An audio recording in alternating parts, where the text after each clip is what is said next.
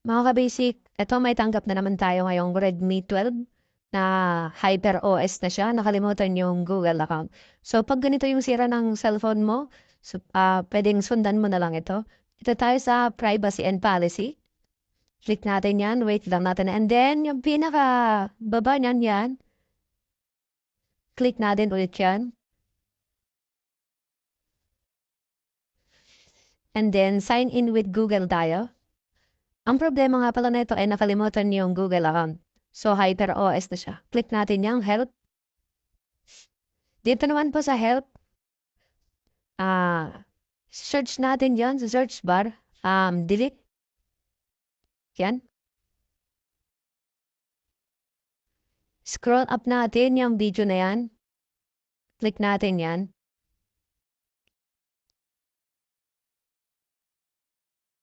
Zoom out natin. Ay, zoom in pala. Tapos share natin yan. Then click po natin yung bandang nasa taas. Pagka-click natin yan, share natin. Dito tayo sa Share Me. Android. Dito nga pala ay kakailanganin natin ng isang Android na may application din na Share Me. Kung sakaling hindi naman Redmi yung hawak nyo na unit, pwede kayo mag-download ng Share Me at mag-download din ng Activity Launcher. Importante po yun. So, eto nga, may naka-install na Share Me na, tsaka yung Activity Launcher. Pwede rin po kahit mga Oppo, mga Realme, mga Samsung, pwede po yun, basta install nyo lang po yung Share Me na application. Trust lang natin dyan.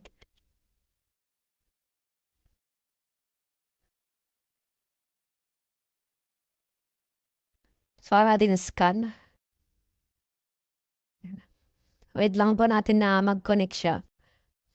Bago tayo mag-transfer ng mga files. So, connect natin. Ay, naku. Antayin nyo na lang po na mag-connect.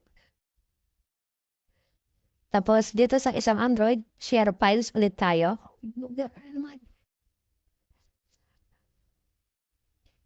Hanapin natin yung application na Activity Launcher. Yan po yung Activity Launcher. Select natin yan. Then, saka natin i-transfer.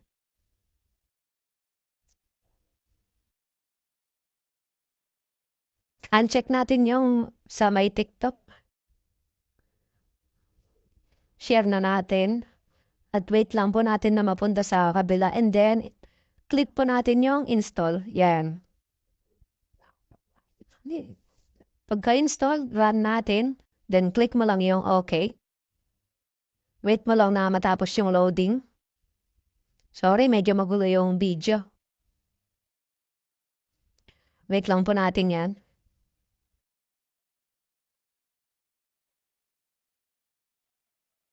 Shoutout naman kung taga saan kayo para malaman ko naman kung saan umabot yung video ko na to. At sa mga hindi ko pala nagawan ng video, sa mga Vivo, sa mga Samsung, sa mga Honor, paid po kasi talaga lahat yun.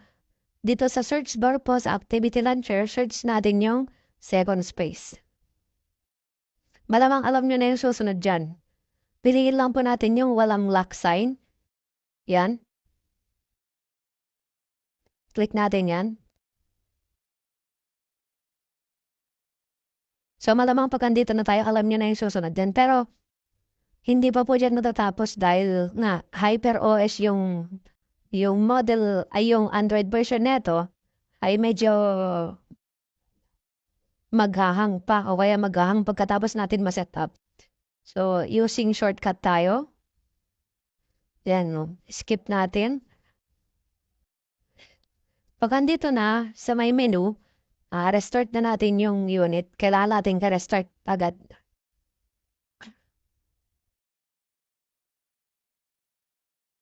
So, dito nga, antayin natin siya na mag-restart. Fast forward natin kasi sobrang haba na ito. Nag-iarang pa ako to i-on. Yan. So, kung mapapansin nyo, hindi natin masaswipe yan. Kasi nga po, yan yung security ng HyperOS. So, ang gagawin natin, swipe down natin. click natin yung settings sa taas. Pupunta tayo sa may About Phone. Open natin o kaya tap natin ng yung OS version ng mga 6 to 7 times.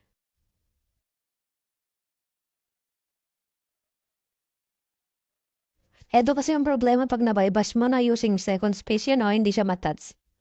So pupunta tayo dun sa may settings. Sa taas yan. About Phone.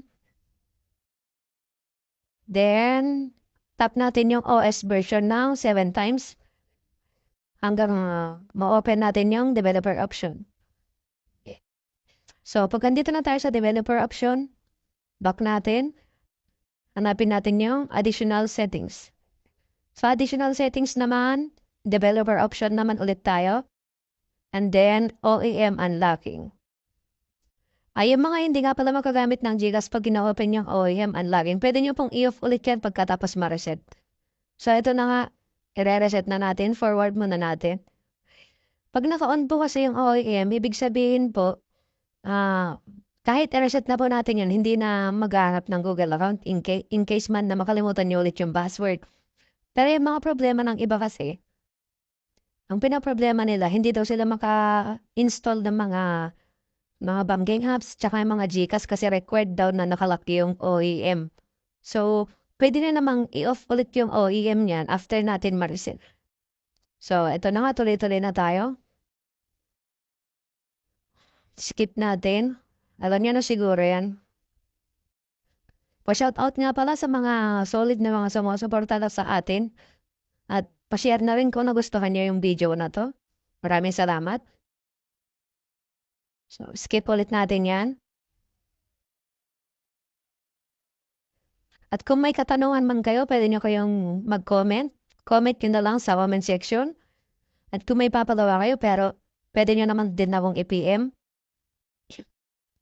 At papalit po rin po kami ng mga battery, mga LCD. Gumagawa rin po kami ng laptop. Kung ano man po yung mga problema ng mga gadgets nyo at may piyesa kami, pwede rin po natin gawin yun. So, eto, okay na po siya. Kahit i-lock screen natin siya, okay na. Try natin ulit sa then swipe. Yun, okay na. Hanggang dito na lang. Maraming salamat.